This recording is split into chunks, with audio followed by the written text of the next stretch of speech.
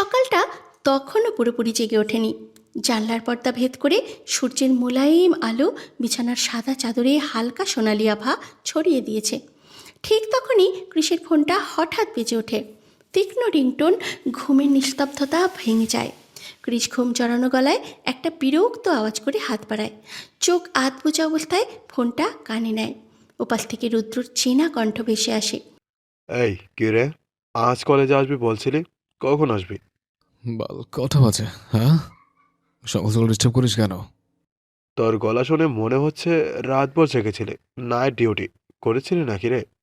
না রে, সারা রাত ড্রাইভ করছিলাম, দেখলাম তো। এখন রাখ ফোনটা, হারামজাদা। ফোনটা রেখে কৃষ হালকা বিরক্তি দিয়ে নিঃশ্বাস ফেলে। তারপরে চোখটা যখন রুহির দিকে যায়, বিরক্তি মিলিয়ে এক রাশ প্রশান্তি এসে ভরে যায় ওর মুখে। রুহি তখন ঘুমের ঘোরে, মুখের ওপরে চুলগুলো গাল ছুঁয়ে পড়ে আছে, ঠোঁটে হালকা হাসির রেখা, বুকের ওঠানামায় নিঃশ্বাসের মিষ্টি ছন্দ।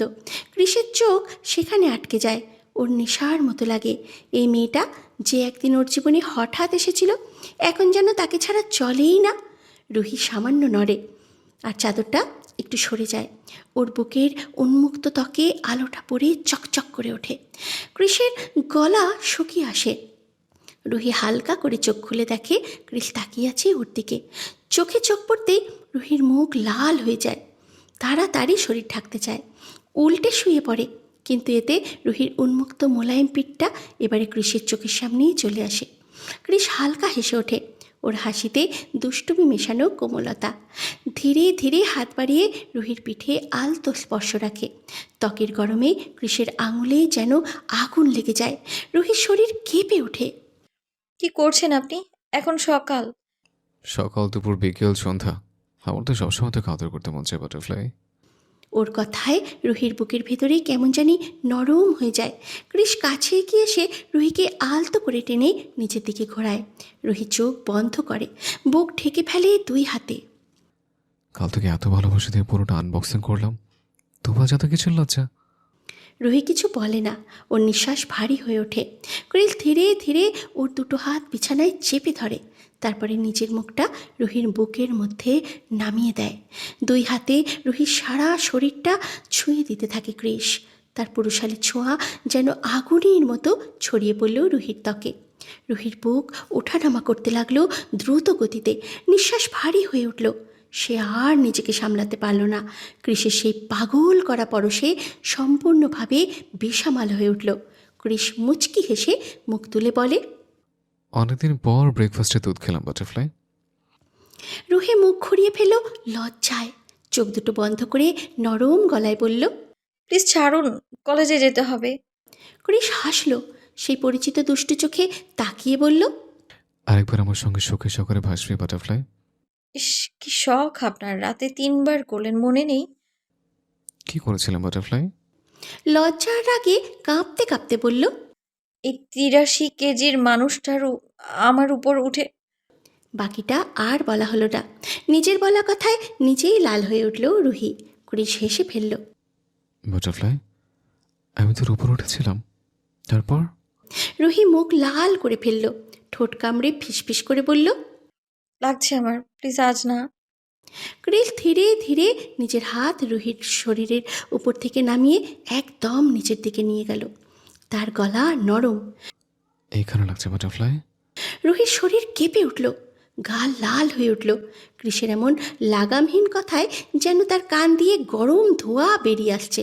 সে ভারী লজ্জায় শুধু মাথা নাড়ল। জানে না বললে এই মানুষটা তাকে ছাড়বে না।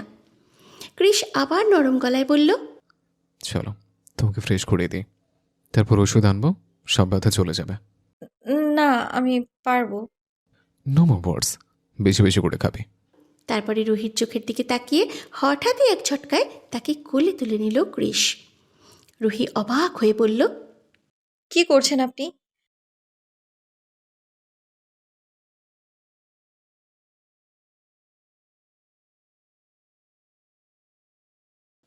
রুহি লজ্জায় তার বুকের ভেতরে মুখ লুকায়।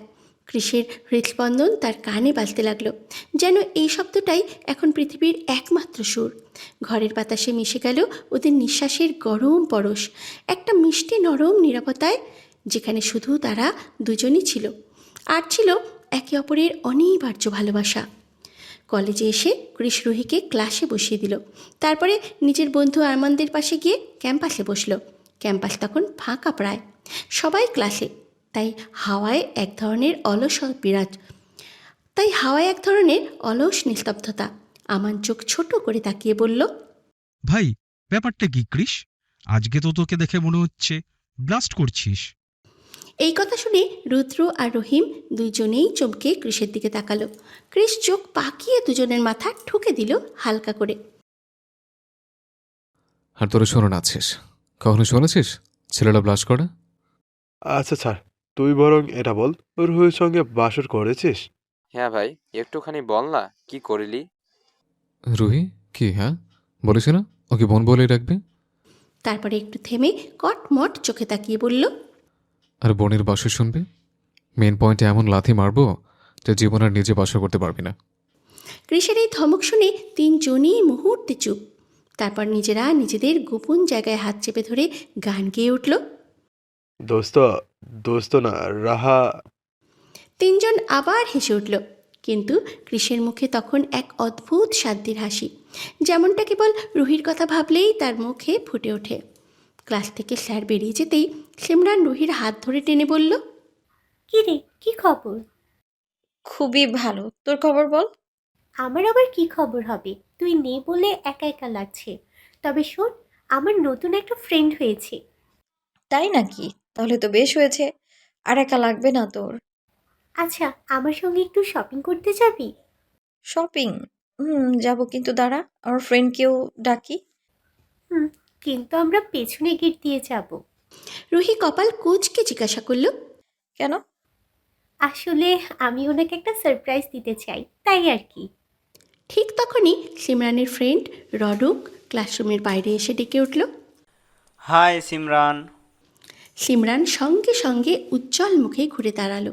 হ্যাঁ, তোমাকে খুঁজেছিলাম। আমি আর আমার ফ্রেন্ড শপিংয়ে যাচ্ছি, আমাদের নিয়ে যাবে? রনক তখন রুহির দিকে তাকালো, আর যেন তার চোখ আটকে গেল রুহির উপরে। রনক রুহির দিকে তাকিয়ে থেকে মাথা থেকে পা পর্যন্ত চোখ বুলিয়ে নেয়। রুহি একটু চমকে যায়, মনে হয় অদ্ভুত একটা দৃষ্টি তার গায়ে পড়ছে। সঙ্গে সঙ্গে সিমরানের হাত চেপে ধরে। আরে, এভাবে কেন তাকাচ্ছ? ও আমার ফ্রেন্ড রুহি। বাহ, নামটাও সুন্দর, ফ্রেন্ডটাও সুন্দর। তুই ভয় পাস না রুহি, রনক ভালো ছেলে, কিছু হবে না। চলো তোমরা আসো, আমি আমার বাইক বের করছি, আমরা বাইকে করে যাই। হ্যাঁ, তবে পেছনের গেট দিয়ে যাব। As your wish. রুহি তাড়াতাড়ি বলে ওঠে, না, আমরা দুজন যাই, দরকার হলে রিক্সা নেব, ওনাকে নিতে হবে না। তুই ভয় পাস না, রনক ভালো ছেলে, কিছু হবে না। বাইকে গেলে তাড়াতাড়ি পৌঁছাবো। রুহি আর সিমরান ধীরে ধীরে দোকানের ভিতরে ঢুকলো। রনক তাদের পেছনে পেছনে হেঁটে আসছে, চোখ কেবল রুহির দিকে। রুহি আর সিমরান স্বাভাবিকই ঘুরে বেড়াচ্ছে, দোকানের প্রতিটি জিনিস যাচাই করছে। রুহি ও সিমরান শপিং মাল্টি অ্যাপার্টমেন্টে চলে গেল। রুহি সরাসরি ক্রিসের জন্য শার্ট, প্যান্ট আর জুতো বেছে নিচ্ছে। মনে মনে ভাবছে ক্রিসকে কেমন লাগবে এগুলো পরে। সে 3টি কালারের জিন্স, শার্ট, প্যান্ট আর জুতো সাবধানে বেছে নিল, যা ক্রিসের পছন্দের সাথে মেলে। সিমরান তার মতো ঘুরে বেড়াচ্ছে, নতুন নতুন জিনিস দেখছে, মাঝে মাঝে রুহির দিকে তাকাচ্ছে। পুরো সময়ে রনক চুপচাপ, শুধু রুহির দিকে তাকিয়ে থাকে।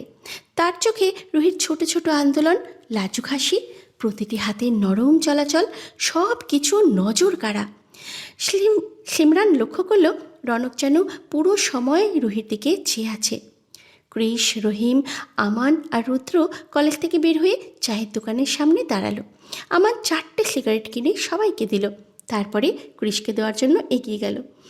আমি খাই না, আমার জন্য চা দে। রহিম আর রুদ্র ক্রিসের কথা শুনে হেসে বলল, কি বলিস ভাই, এত সাধু কবে হলে? আমাদের ক্রিস রুহিকে পেয়ে পাল্টে গেছে। ক্রিস চোখ লাল করে আমানের দিকে তাকালো। আবার বলল, না মানে আমাদের বোনকে পেয়ে পাল্টে গেছে। আহা, এ প্রেম নাকি পিনাট বাটার। সবাই হেসে উঠল। ঠিক তখন আমান একটা বাইক লক্ষ্য করলো, একটা ছেলে চালাচ্ছে, পিছনে সিমরান বসে আর রুহি তারপরে। আমান চিৎকার করে বলল, ভাই, ওখানে দেখ রুহি। ক্রিস রুহির নাম শুনেই তাকালো। বাইক পেছনের গেটের দিকে চলে গেল। ক্রিস রুহির মুখ ঠিক দেখতে পারল না, কিন্তু চিনতে ঠিক পেরেছে। সে চুপ করে কলেজের গেটের দিকে এগোলো। রুদ্র, আমান আর রহিম বুঝতে পারল আজ কিছু একটা ঘটতে চলেছে। রুহি আর সিমরান বাইক থেকে নামতেই রনক এগিয়ে এসে রুহির দিকে হাত বাড়িয়ে দিল। রনক হেসে বলল, nice to meet you Ruhi. Ruhi একটু দ্বিধায় পড়ে সিমরানের দিকে তাকালো। হাত মেলা ভদ্রতার খাতিরে। রুহি চুপচাপ সৌজন্যের জায়গা থেকে হাত বাড়িয়ে দিল। রনক রুহির হাতটা একটু চেপে ধরল, ঠোঁটে হালকা হাসি নিয়ে তাকিয়ে রইল। রুহির বুকের ভেতরটা হঠাৎ কেমন কেঁপে উঠল। সে অস্বস্তিতে হাতটা টেনে নিল। মুখে কোনো কথা নেই, চোখে অস্বস্তি। বাই, পরে দেখা হবে। তারপর বাইক স্টার্ট করে ধুলো উড়িয়ে চলে গেল দূরে। আর ঠিক সেই মুহূর্তেই দূর থেকে কেউ পুরো ঘটনাটা দেখছিল। সে আর কেউ নয়, ক্রিস। তার চোখের ভেতরে হঠাৎ আগুনের মতো কিছু জ্বলে উঠল। তার বাটারফ্লাই অন্য কারোর সাথে হাত মেলাচ্ছে। এক মুহূর্তে শরীর শক্ত হয়ে গেল রাগে, অবিশ্বাসে। তার মনে একটাই প্রশ্ন ধোঁয়ার মতো ঘুরতে থাকলো। আমার বাটারফ্লাই কি আমাকে ছেড়ে চলে যাবে? প্রশ্নটা যেন আগুনের মতো ছড়িয়ে পড়ল তার ভেতরে। চোখের সামনে অন্ধকার নেমে এলো, আর ক্রিসের অন্তরে সেই প্রশ্নটা দাউ দাউ করে জ্বলতে লাগলো। রুহি গেটের সামনে এসে দাঁড়ালো, হাতে ফোন নিয়ে ক্রিসকে কল করলো, কিন্তু ওই পাশে কোনো সাড়া নেই। কলটা রিসিভই হচ্ছে না। হঠাৎ পেছন থেকে বাইকের আওয়াজ শোনা গেল। রুহি ঘুরে তাকাতেই দেখে ক্রিস বাইক নিয়ে ঠিক তার দিকেই আসছে। বাইকটা এসে তার সামনে থামলো। রুহি হেসে কিছু না বলে চুপচাপ উঠে বসলো পিছনে। ক্রিসকে জড়িয়ে ধরল, গায়ে গায়ে মিশে রইল। রুহির হাতে এতগুলো শপিং ব্যাগ দেখে ক্রিসের ভুরু উচকে গেল। চোখ মুখে যেন লুকোনো ঝড়ের ছাপ। এত সব জিনিস, এত কিছু কেনা হলো কাকে নিয়ে? সারপ্রাইজ, বাড়ি গিয়ে দেখবেন। ক্রিস গভীর একটা নিঃশ্বাস ফেলল, নিজের রাগটা চেপে রাখার চেষ্টা করলো। তারপরে গম্ভীর গলায় বলল, নামো। কি নামবো মানে? কেন? আমি বলেছি নামো মানে নামো, কথা বাড়িও না। রুহি হতভম্ব হয়ে বাইক থেকে নেমে দাঁড়ালো। তার চোখে এক রাশ প্রশ্ন। ক্রিসের এই আচরণের কারণটা সে কিছুতেই বুঝতে পারছে না। ভয়ে কষ্টে বুকটা ভার হয়ে উঠল। ঠিক তখনই আমান সামনে এগিয়ে এলো। রুহি বুনু, ওর মাথা এখন গরম, কিছু মনে করো না, চলো আমি তোমায় পৌঁছে দিই।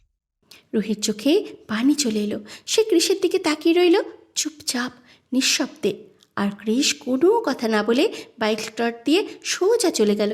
শুধু পেছনে থেকে গেল বাতাসে উড়ে যাওয়া রুহির চুল আর নিঃশব্দ কান্না। জঙ্গলের ধারে বিকেলের দিকে ক্রিস বাইকটা থামিয়ে দিল। চারপাশে নিস্তব্ধতা, শুধু দূরে পাখির ডাক শোনা যায়। সে ফোন বের করে একটা নাম্বারে কল করল। কোন দিকে আছিস? ওপাশ থেকে কিছু শব্দ এলো। ঠিক আছে, আসছে, ওখানেই থাক। ক্রিস ফোন কেটে দিল, বাইক স্টার্ট করলো আর জঙ্গলের ভেতরের রাস্তায় ঢুকে গেল। ঘন গাছপালা, নিচে শুকনো পাতা, বাইকের আওয়াজ ছাড়া আর কিচ্ছু নেই। কিছুটা এগিয়ে একটা পুরনো বাড়ি দেখা গেল, চারিদিকে ঘাসে ঢাকা, জানালা ভাঙা, রং উঠে গেছে। বাইকটা থামিয়ে সে দরজার সামনে গিয়ে দাঁড়ালো। বাইরে রোদ থাকলেও ঘরের ভেতরে প্রায় অন্ধকার। ভাঙা জানলা দিয়ে একটু আলো ঢুকছে। ধুলোয় মোড়া পুরনো আসবাবপত্র, একটা স্যাঁতস্যাঁতে গন্ধ। ক্রিস এগিয়ে গেল একদম ঘরের ভেতরে। ওখানে যা দেখলো তাতে মুখে এক বাঁকা হাসি ফুটে উঠল। চেয়ারে বাঁধা রনক, হাত পা দড়িতে বাঁধা, মুখেও কাপড় গুজে রাখা। পাশে দাঁড়িয়ে আছে রুদ্র আর রহিম, দুইজনে। ক্রিস ধীরে ধীরে রনকের সামনে গিয়ে দাঁড়ালো, ঠোঁটে ব্যঙ্গ হাসি এনে বলল, বাহ রুদ্র, দারুণ জায়গা খুঁজে বের করেছিস। এখানে কুকুরটা চিৎকার করলেও কেউ শুনতে পাবে না। সবই আপনাদের আশীর্বাদ গুরু, আপনি না শেখালে এসব করতে পারতাম না। রহিমও হেসে ফেলল, কিন্তু রনক ততক্ষণে ভয়ে ঘামছে। ক্রিস হাত দিয়ে রনকের মুখ থেকে কাপড়টা সরিয়ে দেয়। তোমরা কারা? আমায় এভাবে বেঁধে রেখেছো কেন? আমি কিন্তু পুলিশে খবর দেব। ক্রিস কিছুই বলল না, শুধু এক দৃষ্টে তাকিয়ে রইল। চোখে তার আগুনের মতো রাগ। মাথার ভেতরে তখন ঘুরছে সেই দৃশ্য, যেদিন রনক রুহির হাত ধরে হাসছিল।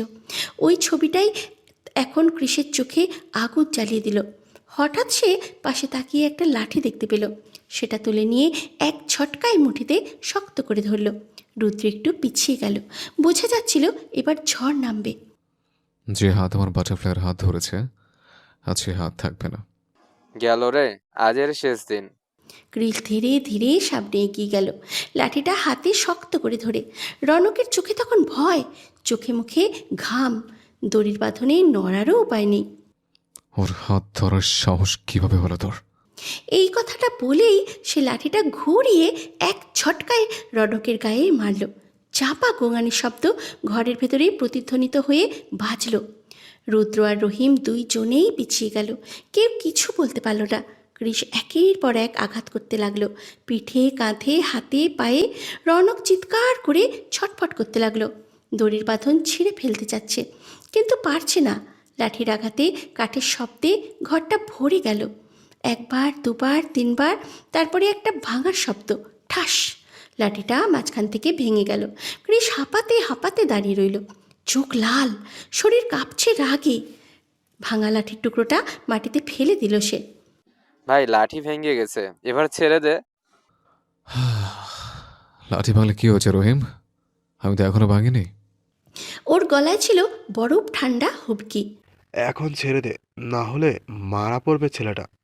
ক্রিস রনকের দিকে তাকালো, রক্তমাখা মুখ, আধমরা দৃষ্টি, কিন্তু ক্রিসের চোখে তখনও আগুন জ্বলছে, যেন ওর ভিতরের ঝড় এখনও থামেনি।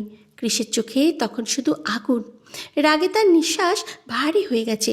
সে চিৎকার করে উঠল, ও আমার বাটারফ্লাইকে ছুঁয়েছে, আমার বাটারফ্লাইয়ের দিকে তাকিয়েছে, আর আমি ওকে ছেড়ে দেবো? বলার সঙ্গে সঙ্গে সে বাইরে বাইকের কাছে ছুটে গেল। পকেট থেকে রুমাল বের করে হাতে জড়িয়ে নিয়ে সে গরম সাইলেন্সারটা খুলে নিয়ে ভেতরে চলে গেল। আর কিছু না ভেবে সেটা রনকের হাতে চেপে ধরল।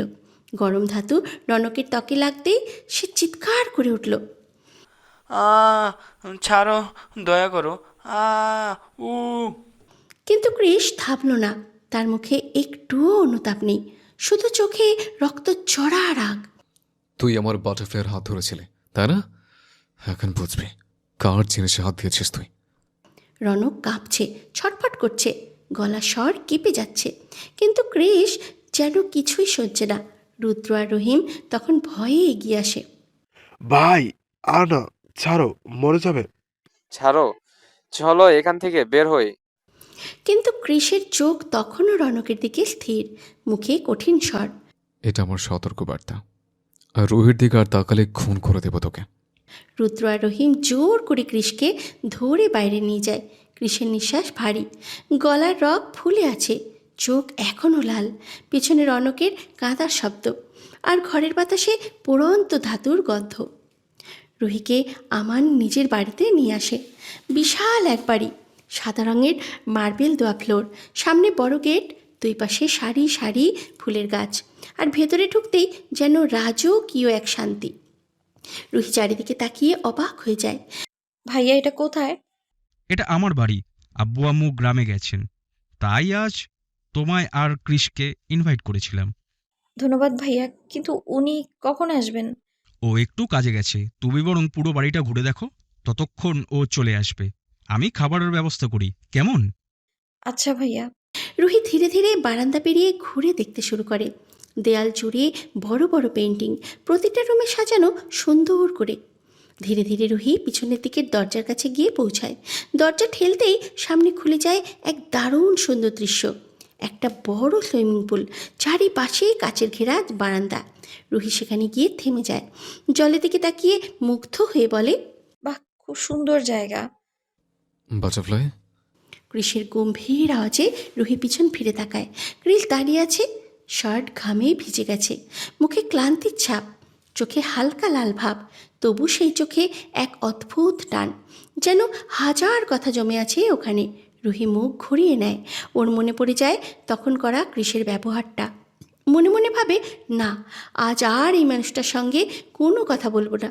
রুহি দাঁড়িয়ে থাকে নীরবে, চোখ নামানো, ঠোঁটে অভিমান জমে আছে।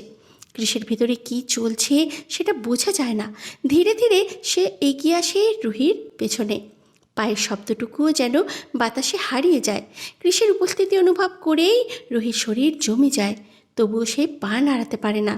হঠাৎ কোনো কথা না বলে কৃষ ওর হাতটা ধরে টান দেয় নিচের দিকে। রুহি এক মুহূর্তে কৃষের বুকের উপরে ধাক্কা খেয়ে পড়ে। ওর নিঃশ্বাস কৃষের বুকের ঘামে মিশে যায়। এক অদ্ভুত নীরবতা নেমে আসে। বলো তো, আমি বুঝি হ্যান্ডসাম না রনক? রুহি অবাক হয়ে তাকায়। প্রশ্নটায় যেন সে আকাশ থেকে পড়ছে। ওর চোখে অবিশ্বাসের ছায়া। কৃষ রনককে চিনল কিভাবে? তাড়াতাড়ি বলো বাটারফ্লাই, কে বুঝি হ্যান্ডসাম? রুহির মনে এক রাস শয়তানি জেগে ওঠে। হঠাৎ কৃষের হাতে জোরে কামড় বসায়। কৃষ দাঁত চেপে সহ্য করে। চোখে হালকা আগুন, তবুও ওর মুখে সেই পরিচিত হাসি। রুহি নিজেকে ছাড়িয়ে দূরে একটু সরে গিয়ে ঠোঁট পাকিয়ে বলে, রনক খুব ভালো, আপনার মতো না, আর আপনার মতো খারাপ দেখতেও না। কৃষের চোয়াল শক্ত হয়ে যায়, মুঠি আটে। চোখে রাগ, হিংসা আর ব্যথার মিশ্র আগুন জ্বলে ওঠে। ধীরে ধীরে সে এক পা এগোয়। কৃষ ধীরে ধীরে এগিয়ে আসছিল রুহির দিকে, আর চোখে যেন এক অদ্ভুত ঝড় বয়ে যাচ্ছিল। রুহির গলা শুকিয়ে যায়, শ্, শ্, দূরে যান। কিন্তু কৃষ যেন শুনছেই না। পা ফেলে আরও কাছে আসে। রুহি ভয় পেয়ে পিছু হটতে থাকে। পুলের ধারে এসে দাঁড়ায়, আর এক পা পিছলেই পড়ে যাবে পানিতে। ঠিক তখনই কৃষ হাত বাড়িয়ে রুহির চুল শক্ত করে ধরে টেনে আনে নিজের মুখের সামনে। রুহি অবাক হয়ে তাকায়। কিছু বলার আগে কৃষ হঠাৎ রুহির বুকের উপরে মুখ রেখে জামার উপর থেকে জোরে কামড়ে দেয়। রুহি ব্যথায় চিৎকার করে ওঠে। ক্রিস ছাড়ুন। কিন্তু কৃষের কামড় আরও জোরালো হয়, হাত আরও শক্ত হয়। রুহি বুঝে যায় এখন যদি একটু নড়ে যায় তবে সরাসরি পড়ে যাবে পুলে। তাই সে বাধ্য হয়ে কৃষকে শক্ত করে ধরে থাকে। 2 মিনিট পর কৃষ বুক তুলে তাকায়। রুহির চোখ বেয়ে অশ্রু গড়িয়ে পড়ছে। বল, কে বুঝি হ্যান্ডসাম? রুহি মুখ ঘুরিয়ে ফিসফিস করে, জানি না। এই উত্তরটা যেন কৃষের মনে আগুন ধরিয়ে দেয়। মুহূর্তেই সেই জোরে থাপ্পড় মারে রুহির গালে। শব্দটা এত তীব্র যে চারপাশ নিস্তব্ধ হয়ে যায়। রুহি কাঁপতে কাঁপতে কৃষের দিকে তাকায়। গালটা লাল হয়ে গেছে, চোখে অশ্রু জমে উঠেছে। আপনি এমন কেন করছেন? কৃষের মুখে তখনও রাগের ছাপ। সে আবার রুহির চুল মুঠো করে টেনে ধরে বলে, বল, কে বুঝি হ্যান্ডসাম বাটারফ্লাই? রুহির শরীর কাঁপছে, গলায় কথা আটকে আসছে। সে কাঁপা কাঁপা গলায় আবার বলে, জানি না। এইবার কৃষির ঠোঁটে এক বাঁকা হাসি খেলে যায়। সে ধীরে ধীরে বলে, তাহলে এখন জানবি। এই কথা বলেই সে রুহিকে ঠেলে ফেলে দেয় পুলের মধ্যে। জলের ছিটে চারিদিকে ছড়িয়ে পড়ে। কৃষ দাঁড়িয়ে থাকে পুলের ধারে, ঠান্ডা মুখে তাকিয়ে থাকে। রুহি জলে পড়তেই ছিটে ওঠা পানির শব্দে চারিদিক নিস্তব্ধ হয়ে যায়। ঠান্ডা পানিতে পড়ে ওর নিঃশ্বাস বন্ধ হয়ে আসতে থাকে। আতঙ্কে রুহি হাত পা ছুটতে থাকে, কিন্তু ডুবে যাওয়া শরীর বারবার নিচে টেনে নিয়ে যায়। রুহি কাঁপা কাঁপা গলায় চিৎকার করে ওঠে, ক্রিস, আমায় বাঁচান, আমি সাঁতার জানি না। পানি পানি খুব ভয় করে আমার, দয়া করে বাঁচান আমায়। পুলের ধারে দাঁড়িয়ে কৃষ নিচু হয়ে তাকায়। মুখে হালকা হাসি ফুটে ওঠে। মনে মনে ভাবে, এতটুকু পানিতে কেউ ডুবে যায়? এমনি এমনি কি আর লেদা মারকে বলে? রুহির গলাটা আরও করুণ হয়ে ওঠে। ক্রিস, দয়া করুন, প্লিজ বাঁচান। বলো বাটারফ্লাই, কে বুঝি হ্যান্ডসাম? আপনি আপনি সবচেয়ে হ্যান্ডসাম। আপনার থেকে হ্যান্ডসাম কেউ হতেই পারে না। মিথ্যে বলছো তুমি? একটুও না, আমি সত্যি বলছি, বিশ্বাস করুন। কৃষ তখন নিচের শার্টের বোতাম খুলতে শুরু করে। ঠোঁটের কোণে হালকা হাসি নিয়ে বলে, ঠিক আছে, মেনে নিলাম। এই কথা বলেই সে শার্টটা খুলে একপাশে ছুঁড়ে ফেলে। চোখের অদ্ভুত দৃষ্টি নিয়ে বলে, I want to be intimate right now. বলেই কৃষ পুলে ঝাঁপিয়ে পড়ে। কৃষ পানিতে নামতেই ঠান্ডা জলে ঢেউ কাঁপিয়ে ওঠে চারপাশ। এক মুহূর্তের জন্য রুহির চোখে ভয় আর আশার আলো একসঙ্গে জ্বলে ওঠে। রুহি তখনও ডুবে যাওয়া থেকে নিজেকে সামলানোর চেষ্টা করছে। কৃষ এগিয়ে গিয়ে তাকে নিজের বুকের সাথে জড়িয়ে ধরে। রুহি আতঙ্কে কৃষকে শক্ত করে চাপটে ধরে রাখে। জলটা এত ঠান্ডা যে ওর শরীর কাঁপতে কাঁপতে অবশ হয়ে আসছে। দাঁত কটকট করছে, নিঃশ্বাস ভারী হয়ে গেছে। কৃষ আস্তে আস্তে ওর গলায় মুখ ঘষে ফিসফিস করে, সরি বাটারফ্লাই, আমার তো রাগাস কেন বলতো? প্লিজ আমায় ছাড়বেন না ক্রিস, আমি সাঁতার জানি না, পানিতে ভয় লাগে আমার। পানি খুব বেশি নেই বাটারফ্লাই, আমি তো আছি, ভয় কিসের? এখন কিছু করবেন না, শুধু আমায় উপরে তুলুন। তার গলায় কাঁপন। I don't know how long I can control myself. আর পরের মুহূর্তেই তার ঠোঁট রুহির ঠোঁটে বসে যায়। পাগলের মতো চুমু খেতে থাকে কৃষ। রুহি ছটফট করে, হাত দিয়ে তাকে ঠেলতে চায়, কিন্তু কৃষ আরও শক্ত করে টেনে নেয় বুকের মাঝে নিজের। রুহি নিঃশ্বাস কেঁপে ওঠে, সে চোখ বন্ধ করে ফেলে। প্রায় অনেকক্ষণ পর রুহি ছিটকে দূরে সরে দাঁড়ায়। Don't stop me, butterfly. কৃষের কণ্ঠে পাগল করা উন্মাদনা মিশে যায়। আপনি খুব খারাপ, শুধু আমায় কষ্ট দেন আপনি। বলেই কৃষের বুকে এলো পাথারি কিল ঘুষিয়ে মারতে থাকলো। কৃষ হেসে রুহিকে জড়িয়ে নিয়ে রাগ করো না লেদু শোনা, আসো আদর করে দিই। কৃষ হঠাৎ রুহিকে কোলে তুলে নেয়। রুহি ভয়ে 2 পা দিয়ে কৃষের কোমর আঁকড়ে ধরে। কৃষ আবার রুহির ঠোঁটে ঠোঁট মিলিয়ে দেয়। গভীরভাবে চুমু খেতে শুরু করে কৃষ। রুহি আর বাধা দিতে পারে না, 2 হাত দিয়ে তার গলা জড়িয়ে ধরে। কৃষ রুহির জামার উপর দিয়ে হাত বুলায়, বুকের কাছে চাপ দেয়। আহ! রুহি পুরো শরীর কৃষের হাতের স্পর্শ অনুভব করে, যেন শ্বাস নিতে ভুলে যায়। কৃষ রুহিকে পাশে নিয়ে পুলের মার্বেলের সাথে ঠেস দিয়ে চুমু খেতে থাকে। ধীরে ধীরে 3 পিসের পাজামা খুলে ফেলে। কি করছেন? আমান ভাইয়া এসে যেতে পারে। ওকে, আসতে বারণ করে এসছে। আমি কাটকাস না প্লিজ। কৃষ বেপরোয়া হয়ে ওঠে, নিজের সব কিছু রুহির মধ্যে দিয়ে দেয়। রুহি হঠাৎ ছটফট করে ওঠে, কিন্তু কয়েক মুহূর্তের মধ্যেই মুখে সুখের হাসি ফুটে ওঠে। শেষ পর্যন্ত কৃষ সব কিছু দিয়ে রুহিকে সীমার শেষ পর্যন্ত নিয়ে যায়। রুহি হাঁপিয়ে ওঠে, কৃষের বুকে মাথা রেখে ব্যথায় কেঁদে ওঠে। কৃষ রুহির কপালে চুমু দিয়ে ফিসফিস করে, I'm not satisfied with just this, butterfly. কবে আমাকে পুরোপুরো নিতে শিখবে? রাত তখন ঘড়ির কাঁটা ঠিক 12টা ছুঁই ছুঁই। বাইরে অদ্ভুত নীরবতা, কিন্তু কৃষের মুখে সেই নীরবতার গন্ধও নেই। তার হাবভাব দেখলে মনে হচ্ছে মাত্রই সন্ধে হয়েছে। রুহির দেওয়া শার্ট আর প্যান্ট পরে কৃষ নানান রকম পোজ দিচ্ছে। কৃষ যেন পুরো মডেলিং শো বসিয়ে ফেলেছে। কখনো হাত চালায় চুলে, কখনো পাশ ফিরে তাকায়, আবার কখনো রুহির দিকে তাকিয়ে চোখ টিপে হাসে। রুহি ফোনে ফটো তুলতে তুলতে বিরক্ত হয়ে যায়। এই শার্টটা হেভি লাগছে আমায়। বাটারফ্লাই, আরেকটা তোলো না। ধুর, আপনি বসুন তো।